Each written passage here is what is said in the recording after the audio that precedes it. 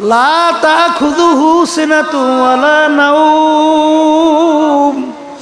আমার মালিক বলে আমার ঘুমও নাই, জিমানিও নাই। আমার মালিকের ঘুম জিমানি নাই, চিন্তা একদিনও করছো কেন? আমার মালিক বান্দা বান্দিকে বড় মায়া করে। আহারে বান্দা বান্দি রাত্র ৩টার সময় বিপদের ভিতরে পইরা যখন করুণ সুরে ডাক দেয় আল্লাহ, আমার মালিক যদি তখন ঘুমায়া থাকে, আমার মালিক তখন তোর ডাকে কিভাবে সাড়া দেবে? আমার মালিক বলে বান্দা বান্দির তোর মায়া আমাকে ঘুমাইতে দেয় না।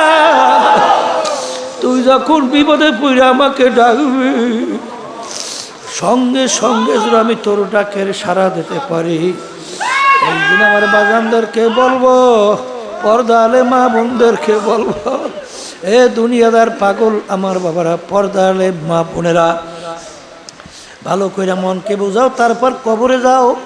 কারণ বাজার একবার যদি দুনিয়ার আল্লাহু আবার কবরে যাইয়া কেউ ঠইগা বসো, আবার দ্বিতীয়বার দুনিয়াতে এসে আপিল কইরা জিতবার কিন্তু আর আশা নাই। দুনিয়ার কাজে যদি 5বারও ঠগো, আবার ওই কাজের ভিতরে চেষ্টা করলে জিতবার আশা করা যায়। কেসের ভিতরে ম্যাজিস্ট্রেট কোর্টে ঠগলে হাইকোর্ট, সেখানে ঠগলে সুপ্রিম কোর্ট, সেখানে ঠগলে প্রেসিডেন্ট কোর্ট, সেখানে ঠগলে আন্তর্জাতিক কোর্ট। কিন্তু এ কবরের যাত্রীরা, তোমার আমার সামনে আখিরাতের 5টা মামলা, এই মামলা যদি কেউ একবার ঠগ আর দ্বিতীয়বার দুনিয়াতে আইসা আপিল কইরা জিতবার কিন্তু আর আশা নাই। হে আমার আরাম প্রিয় আমার বাবারা, হে বড়লোক আমার বাবারা, হে শৌখিন আমার বাবারা, হে ক্ষমতা সম্পন্ন সম্মানিত আমার বাবারা, আজকে দুনিয়ার দিকে তাকাইয়া দেখো বাজা, দুনিয়া কিন্তু আরামের জায়গা না। দুনিয়া দারুল মেহনে ওয়াল বালা, বালা মুসিবতের জায়গা, কষ্ট ক্লেশের জায়গা। এখানে আরাম চাইলে কোনোদিন কেউ পায় নাই, কেউ কোনো দিন পাবে না। আজকে মাথার নিচে বালিশ না থাকলে ঘুম আসে না, একটু রৌদ্র সূর্যের তাপ সহ্য করা যায় না, একটু পেটে ব্যথা সহ্য করা যায় না, আরে একটা পিটান দিলে সহ্য করা যায় না। কিন্তু আমার বাজানদেরকে বলবো, পর্দা আলে মা বোনদেরকে বলবো, আমার মালিক জাহান্নামের আগুন কিভাবে তৈরি করছেন। আল্লাহু আকবার, আল্লাহু আকবার। আল্লাহর হাবিব বলেন, জাহান্নামের আগুন তৈরি করে আমার মালিক বলেন, ফেরেশতারা জাহান্নামের আগুনকে তেজ করো। 1000 বছর তেজ করতে করতে আগুন হাত্তা মাররত, আগুন একেবারে লাল টকটক হয়ে গেল। আমার মালিক বলেন, এই আগুনে হবে না, আগুন আরো তেজ করো।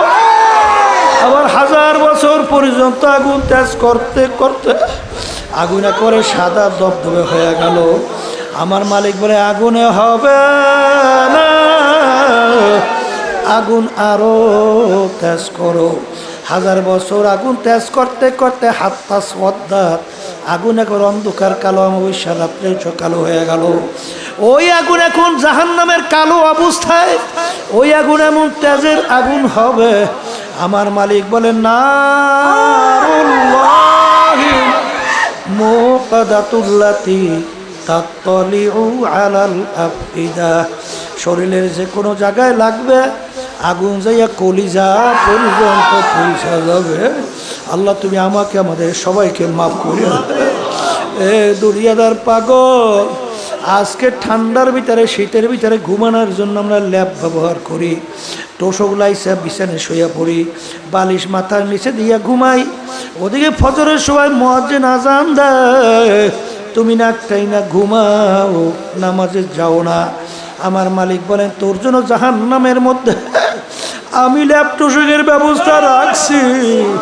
অমিন জাহান্নামা মিহাদু ওয়ামিন ফাওকিহিম গাওয়াশ, জাহান্নামের ভিতরে ল্যাব তোষকের ব্যবস্থা রাখছি। ফেরেশতাদেরকে বলবো, নাফরমানদেরকে জাহান্নামের তোষকের ভিতরে শোয়াইয়া দাও, এরপরে ল্যাব জাহান্নামের উঠাইয়া দাও। আহারে এখন জাহান্নামের লেক তোষকের চতুর্দিকে আটকাইয়া দাও। এখন জাহান্নামের লেক তোষকের ভিতরে জাহান্নামের আগুন ধরে। আল্লাহ আপনি আমাকে আমাদের সবাইকে মাফ কইরা দেন। এই জন্য আমার ভাইদেরকে বলবো, পর্দা আলে মা বোনদেরকে বলবো, আমার মালিক বড় দয়ার মালিক, আমার মালিক বড় মায়ার মালিক। দুনিয়ার স্বার্থ দেখছো, সন্তান অনেক সময় বাপ মাকে মাইরা ফেলায়, মা সন্তানকে মাইরা ফেলায়, বন্ধু বন্ধুকে মাইরা ফেলায়, বাজানে একজন আর একজনকে স্বার্থর বেঘাত ঘটলেই মাইরা ফেলায়। আমার মালিকের সমস্ত নেয়ামত ভোগ করলাম, আমার মালিকের হুকুম না মাইনা আমার মালিকের বিরুদ্ধাচরণ কইরা জমিনের ভিতরে ধপধপ করে হাঁটলাম। আমার মালিক তোমাকে আমার তার জমিন থেকে ভাগাইয়া দেয় নাই, বরং আমার মালিক ডাক দিয়া বলে, কুল ইয়া ইবাদিয়াল্লাযীনা আসরাফু আলা আনফুসিহিম লা তাকনাতু মির রাহমাতিল্লাহ ইন্নাল্লাহা ইয়াগফিরুয যুনুবা জামিআ। বাজা বাজা हर से हस्ती बाजा दरका फेरो घेबरो भूत पुरुषती बाजा। এই দরগাহে মা দরগাহে নাউমিদিনী সাদবারাগার তওবা শিকাস্তি বাজা। আমার মালিক বলেন, তুই শতবার তওবা ভঙ্গ করছ, এমনকি তুই যদি ভূত পূজার মতো পূজা কইরা তুই অন্যায় কইরা থাকো, খালেস তওবা যদি কইরা দুই হাত আমার দিকে উঠাইয়া তুই চোখের পানি ছাইরা তুই যদি আমাকে ডাক দিতে পারো, হে আমার দয়ার মালিক, নাফরমান তোমার দরবারে হাজির। আমার মালিক বলে, তোকে শুধু আমি মাফ করব তাই না, তোর জীবনের সমস্ত গুনাহকে আমি নেকের দ্বারা পরিবর্তন কইরা দেব। এই দয়ার মাওলার ভুইলা, এই মায়ার মাওলাকে ভুইলা কার প্রেমে পড়ছো? যাদেরকে আসলে মনে করো আপন, কেউ তোমার আমার কিন্তু আপন না। আমার মাওলা মায়ের পেটে আপন ছিল, এখনো আপন, কিয়ামতের ময়দানেও আপন, কবরেও আপন, মিজানেও আপন, হাসরেও আপন।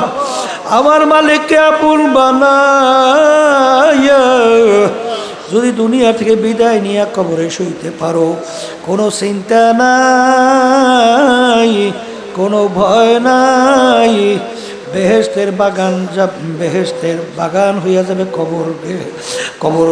আল্লাহু আকবার। আল্লাহ আপনি আমাদের সবাইকে মাফ করে দেন। আর যে মালিকের হুকুম না মাইনা কেউ ওই অন্ধকার কবরে যাও, আল্লাহ রসুল বলেন, আল কবরু রিয়াজুল জান্নাহ হুফরাতুম মিন হুফারিন নার। জাহান্নামের আগুনে এসে ভইরা যাবে, 99 বিষাক্ত সাপ পেঁচাইয়া পেঁচাইয়া কামড়াবে। মালিক দয়া মায়া করে তুমি বৃষ্টির ভিতরে তাকাইয়া দেখো, তোমার বন্ধা বৃষ্টির ভিতরে কষ্ট স্বীকার কইরা মাহফিলের ভিতরে অগরাদ্রের ভিতরে বসে আছে।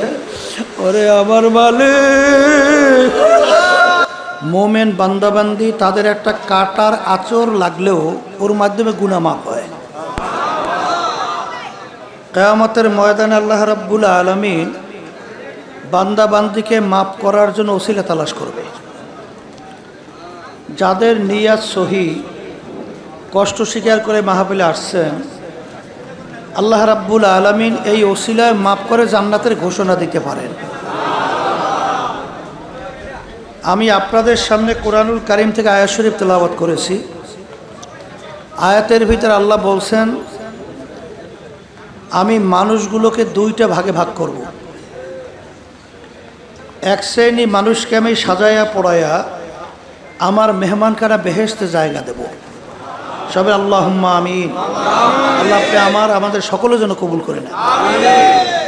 আর এক শ্রেণী মানুষ, তাদের আমলনামা দাড়ি পাল্লায় ওজন দেওয়ার পরে যাদের নেকির পাল্লা হালকা হবে, গুনার পাল্লা ভারী হবে, আমি তাদের জন্য জায়গা রাখছি জাহান্নাম। আল্লাহ আপনি আমাদের সবাইকে মাফ করে দেন। দুনিয়ার ভিতরে মামলা দুইটা। দুনিয়ার মামলায় যদি কেউ পড়ে সেই মামলার জন্য অনেক সময় দেখা যায় রাত্র ঘুম পর্যন্ত তাদের নষ্ট হয়, টাকা পয়সা পর্যন্ত জায়গা জমিন পর্যন্ত বিক্রি করে দুনিয়ার মামলা থেকে বাঁচার জন্য। কথা ঠিক না? আর একটা মামলা হলো আখেরাতের মামলা। ওই মামলার তদবিরের জায়গা হলো দুনিয়াতে।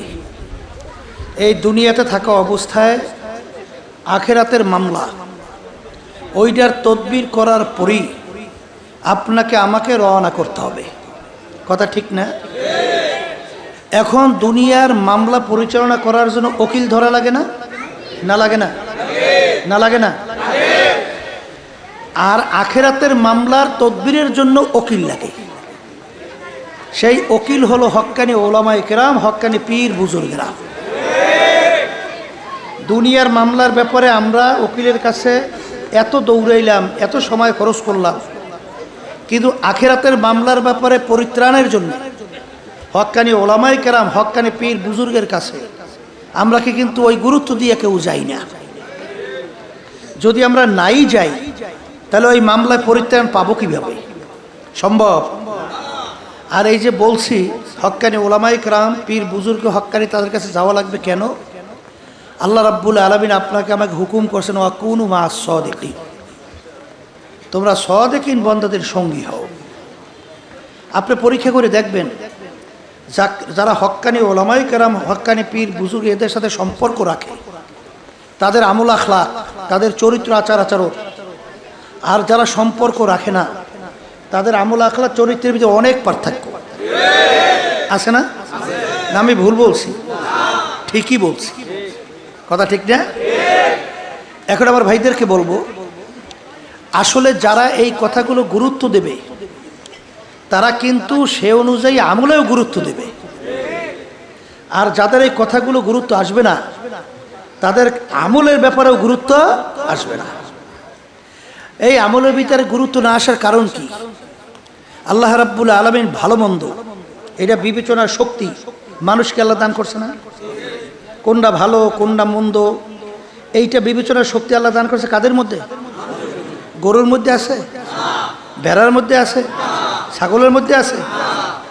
একটা গরুকে আপনি যত বুঝাবেন, যেই মালিক যদি বলে এই আম গাছটা আমি খুব শখ করে আনছি, দামও অনেক, তোকে আমি আদর যত তো কম করি না, তোকে প্রয়োজন বোধে আরো ভালো ভালো জিনিস খৈর ভুসি সহ সব ব্যবস্থাই করব, কিন্তু এই আম গাছটা খাইস না। কিন্তু গরুকে যত বুঝাবে গরু বুঝবে, কারণ এই বুঝ তো গরুর মধ্যে আল্লাহ দেয় না। এই জন্য দেখবেন পাগলের কোনো হিসাব নিকাশ আছে? ওর কোনো যাজা সাজা আছে? ওর কোনো জেল জুলুম আছে? কারণ যখন প্রমাণিত হবে ও পাগল, তখন ওর ব্যাপারে কোনো কোনো কিনা আইন নাই, কিনা হয়। কিন্তু পাগলের চক্ষু আছে না? হাত আছে না? পাও আছে না? অন্য অন্য অঙ্গ প্রত্যঙ্গ আছে না?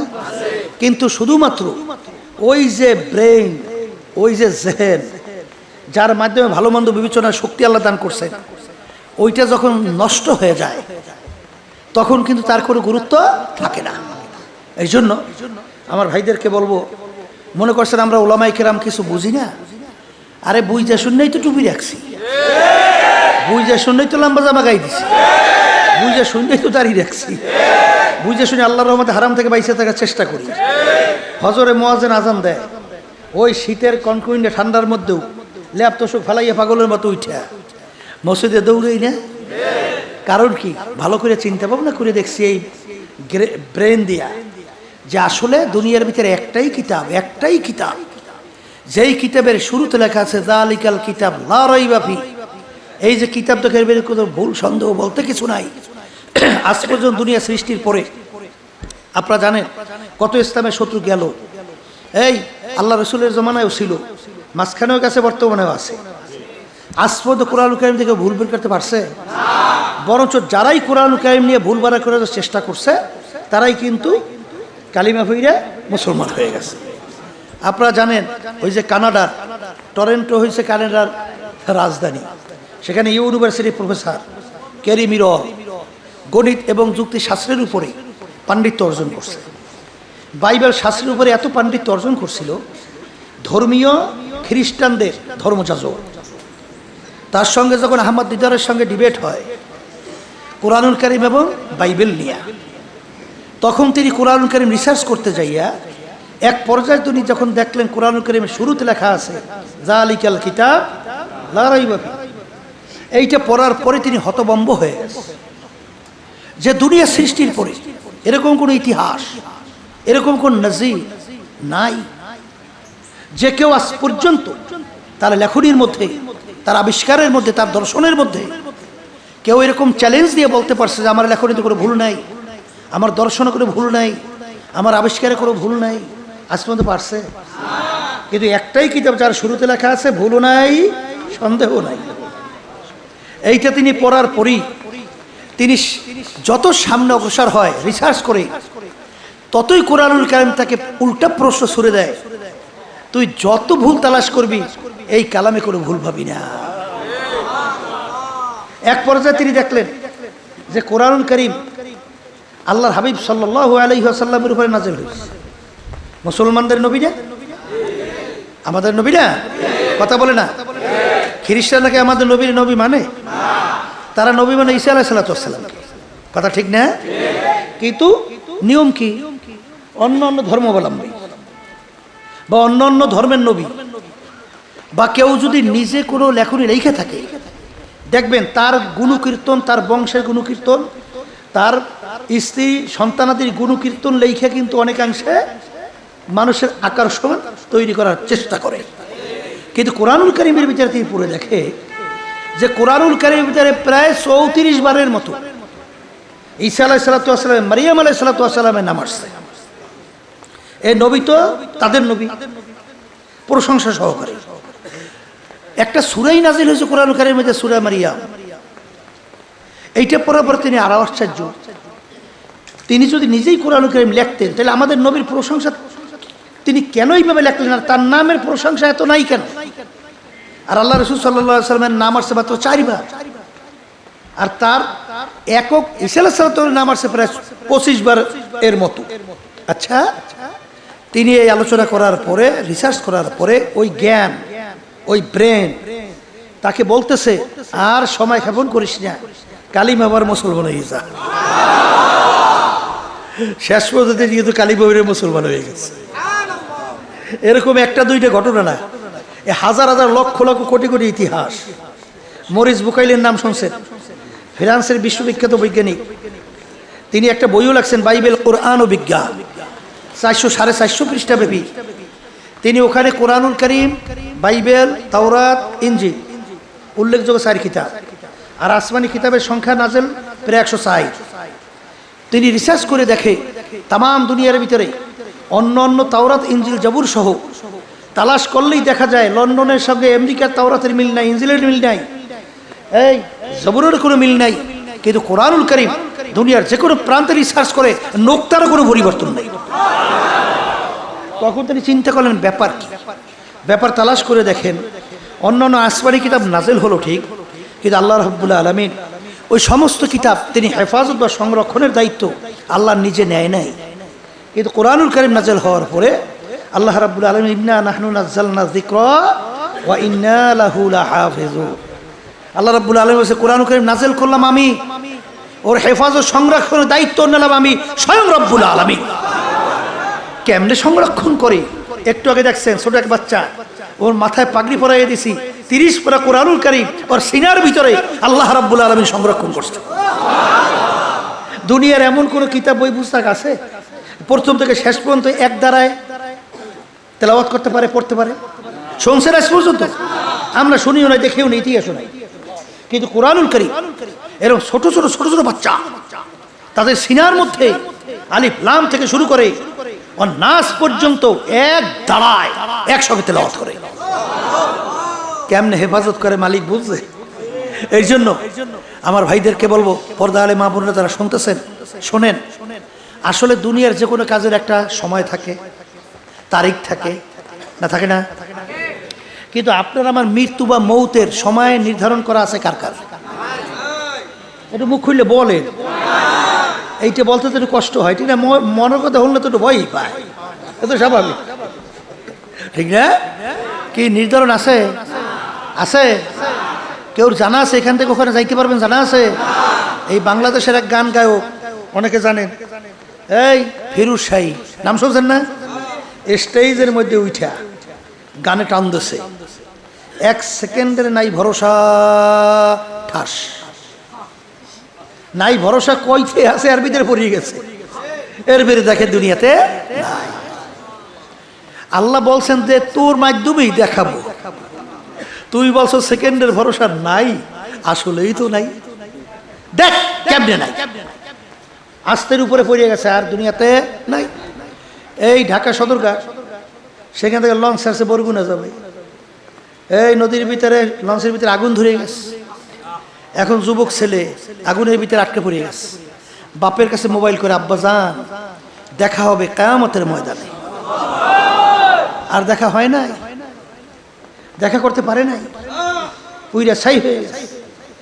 এই জন্য আমার বাজানদেরকে বলবো, শোনেন, আল্লাহ এমন কোন ধর্মাবলম্বী নাই যেই ধর্ম যারা বিশ্বাস করে, হিন্দু, খ্রিস্টান, ইহুদি, অন্যান্য যে ধর্মাবলম্বী, উপজাতি সহ কোন ধর্মাবলম্বী আছে তারা পরকাল বিশ্বাস করে না? এরকম কোন ধর্মাবলম্বী আছে? সবাই বিশ্বাস করে না? করে না?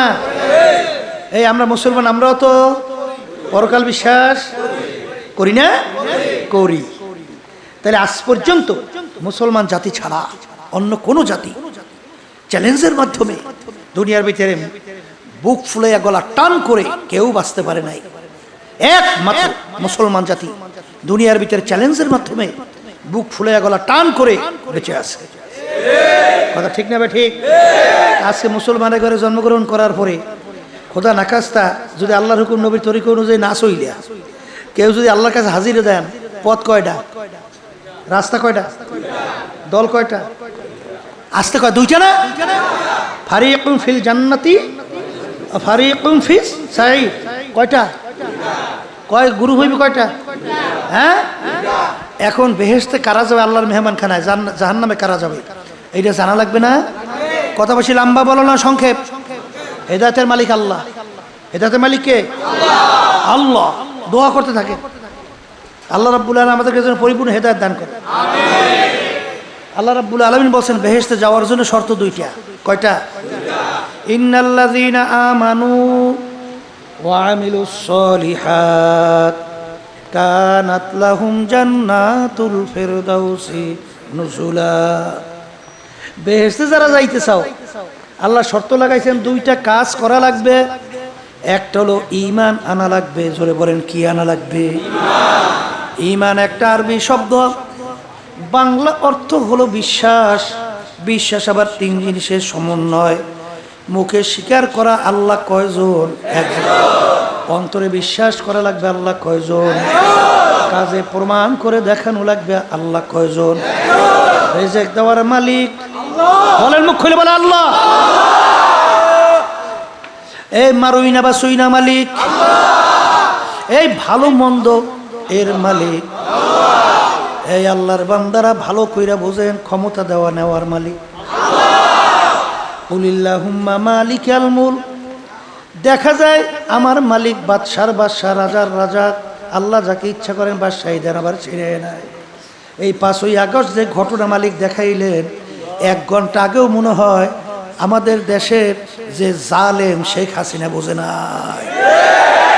বুঝছিল? বুঝছিল? বুঝছিল? ভাত পা করে খাইয়ে যাইতে পারে নাই, সবরাই খেজাওয়া লাগছে। 1 ঘন্টার ব্যবধানে বোঝে নাই যে একটু আগে বাদশাহ, একটু পরেই হয়েছে যাইয়া একেবারে ঘিরে নিত। কথা ঠিক না? ঠিক। কে করে? হ্যাঁ, ক্ষমতা দেওয়ার, সম্মান দেওয়ার মালিক, নেওয়ার মালিক, আইন দেওয়ার মালিক। কিন্তু বর্তমানে আমার বাজানরা বলবো, পর্দালে মা বোনরা যারা শুনছেন, এক শ্রেণী আমার বাজানরা অনেক অনেক ক্ষেত্রে আমার মালিককে মনে করে এইটা মালিক, ইমানের ব্যাপারে কোনো ঘাটতি নেই বলে। কিন্তু এক শ্রেণী আমার বাজানরা মানব রচিত তন্ত্র মন্ত্র, আল্লাহ রাব্বুল আলামিন বলো আজ তানিবুত তাগুত, তোমরা তাগুত থেকে পরহেজ করো। তাগুত কাকে বলে? মানব রচিত তন্ত্র মন্ত্রই হলো তাগুদের ভিতরে বড় একটা তাগুদ। এ আল্লাহর বান্দারা, পর্দা আলে মা বোনেরা, যে ইঞ্জিনিয়ার তৈরি করে, ওই ইঞ্জিন সম্পর্কে ওই ইঞ্জিনিয়ার ভালো জানে কোন পাইপের ভিতরে মোবিল ঢুকাতে হবে, তৈল ঢুকাতে হবে। কেউ যদি মোবিলের পাইপে তৈল ঢুকায়, কেউ যদি তৈলের পাইপের ভিতরে মোবিল ঢুকায়, ইঞ্জিন ভালো চলবে না, ধ্বংস হবে। মানুষ জমি সৃষ্টি করছেন কে? কোন নিয়ম নীতি অনুযায়ী আমার মানুষ যদি দুনিয়ার ভিতরে চলে, দুনিয়াতে শান্তি পাবে, আখেরাতে মুক্তি পাবে? আমার মালিক ভালো জানে না তুমি আর আমি ভালো জানি? হ্যাঁ, মুখে বলি তো ঠিক,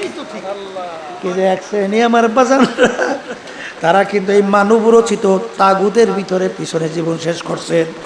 কিন্তু আমার বাজানদেরকে বলো, পর্দারে মা বোনদেরকে বলবো, আমার পে কেউ রাগ কইরা না, ওলামায়ে কেরামদের পরে কেউ রাগ কইরো না রে বাজান।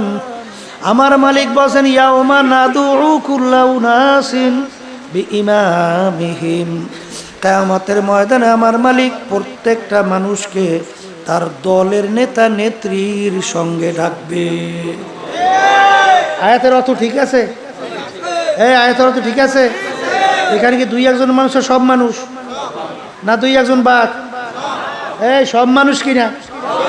হ্যাঁ, আমার মালিক তার দলের নেতা নেত্রীর সঙ্গে ডাকবেন।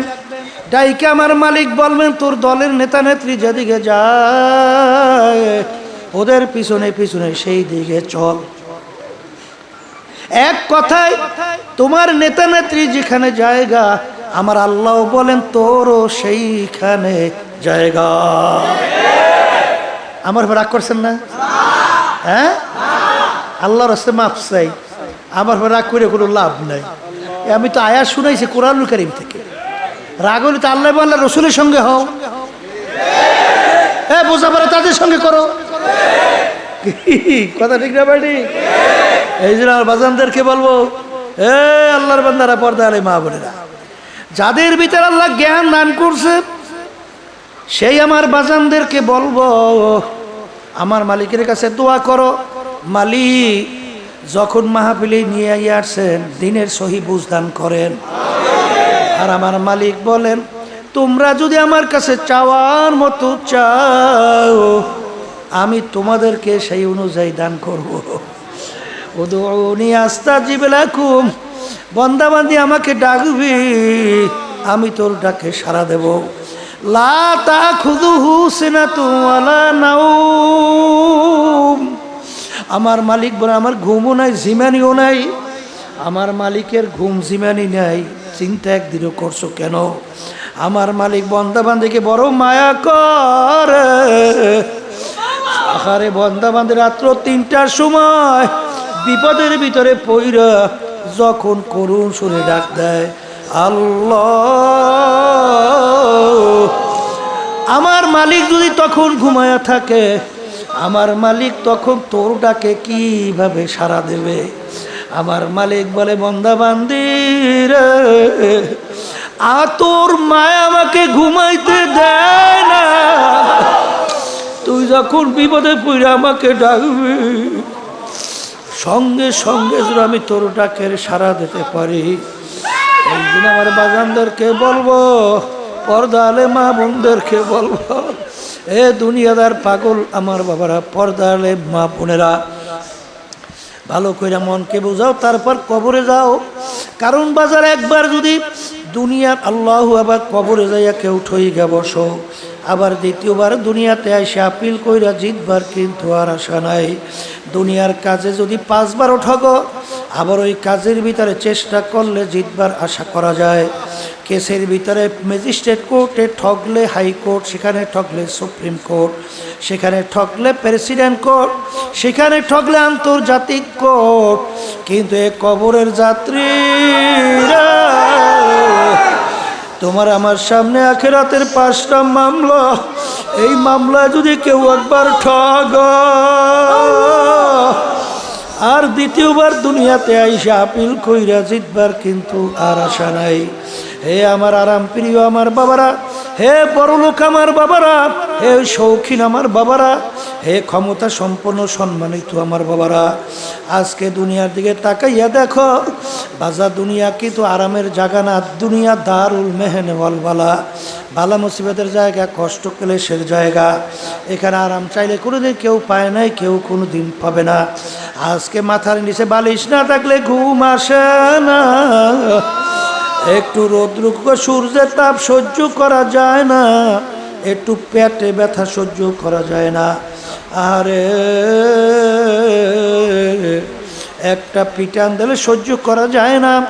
কিন্তু আমার বাজানদেরকে বলবো, পর্দা আলে মা বোনদেরকে বলবো, আমার মালিক জাহান্নামের আগুন কিভাবে তৈরি করছেন। আল্লাহু আকবার, আল্লাহু আকবার। আল্লাহর হাবিব বলেন, জাহান্নামের আগুন তৈরি করে আমার মালিক বলেন, ফেরেশতারা জাহান্নামের আগুনকে তেজ করো। 1000 বছর তেজ করতে করতে আগুন হাত্তা মাররত, আগুন একেবারে লাল টকটক হয়ে গেল। আমার মালিক বলেন, এই আগুনে হবে না, আগুন আরো তেজ করো। আবার 1000 বছর পর্যন্ত আগুন তেজ করতে করতে আগুনে করে সাদা দবদবে হয়ে গেল। আমার মালিক বলে, আগুনে হবে না, আগুন আরো তেজ করো। 1000 বছর আগুন তেজ করতে করতে হাত্তা সদ্দাত, আগুন এখন অন্ধকার কালো, অমাবস্যা রাত্রে কালো হয়ে গেল। ওই আগুন এখন জাহান্নামের কালো অবস্থায়, ওই আগুন এমন তেজের আগুন হবে। আমার মালিক বলেন, নারুল্লাহি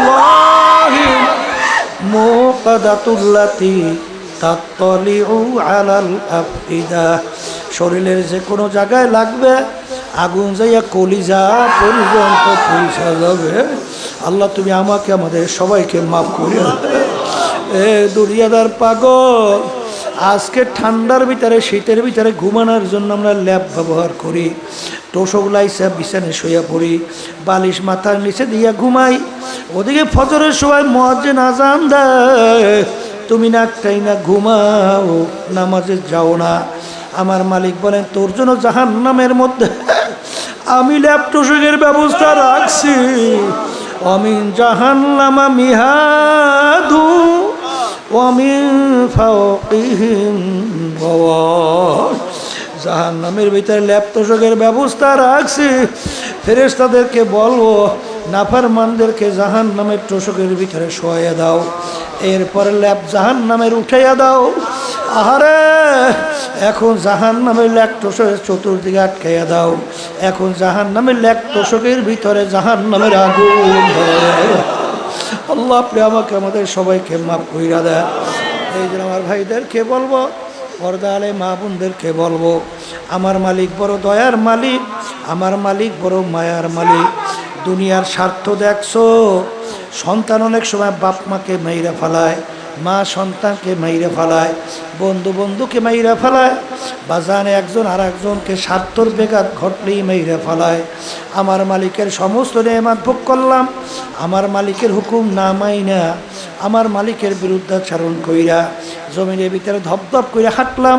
আমার মালিক তোমাকে আমার তার জমিন থেকে ভাগাইয়া দেয় নাই, বরং আমার মালিক ডাক দিয়া বলে, কুল ইয়া ইবাদিয়াল্লাযীনা আসরাফু আলা আনফুসিহিম লা তাকনাতু মির রাহমাতিল্লাহ ইন্নাল্লাহা ইয়াগফিরুয যুনুবা জামিআ। বাজা বাজা हर से हस्ती बाजा दरका फेरो घेबरो भूत पुरुषती बाजा। এই দরগাহে মা দরগাহে নাউমিদিনী সাদবারাগার তওবা শেকাস্তি বাজা। আমার মালিক বলেন, তুই শতবার তওবা ভঙ্গ করছ, এমনকি তুই যদি ভূত পূজার মতো পূজা কইরা তুই অন্যায় কইরা থাকো, খালেস তওবা যদি কইরা 2 হাত আমার দিকে উঠাইয়া তুই চোখের পানি ছাইরা তুই যদি আমাকে ডাক দিতে পারো, হে আমার দয়ার মালিক, নাফরমান তোমার দরবারে হাজির। আমার মালিক বলে, তোকে শুধু আমি মাফ করবো তাই না, তোর জীবনের সমস্ত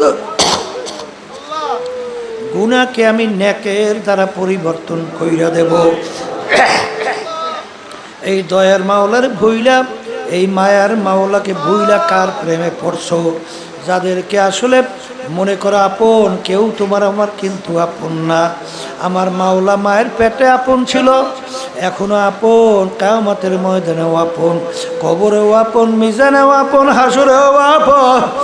আমার মালিককে আপন বানাইয়া যদি দুনিয়া থেকে বিদায় নিয়ে কবরে শুইতে পারো, কোনো চিন্তা নাই, কোনো ভয় নাই।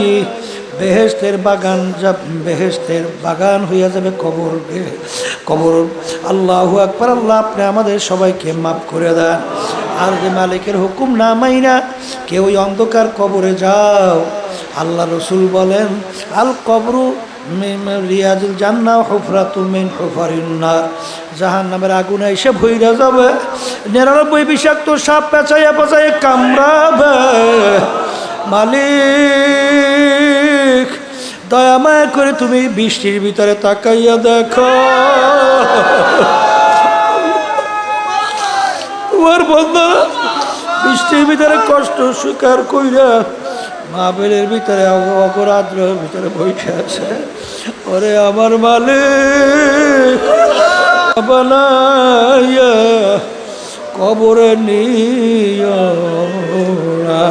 আল্লাহুম্মা আমিন। ঘরের মেয়ে লোকেরা হাত উঠাও, চোখের পানি পালাও, আর মালিকের আসে মন কিন্তু ধরে মন। একদিনে ঘরের দরজা দিয়ে নতুন বউ হয়ে উঠছিলেন, কত মেয়ে লোকে শরবত খাওয়াইল, কত মেয়ে লোকে বাতাস করলো। আবার এমন একটা দিন আসবে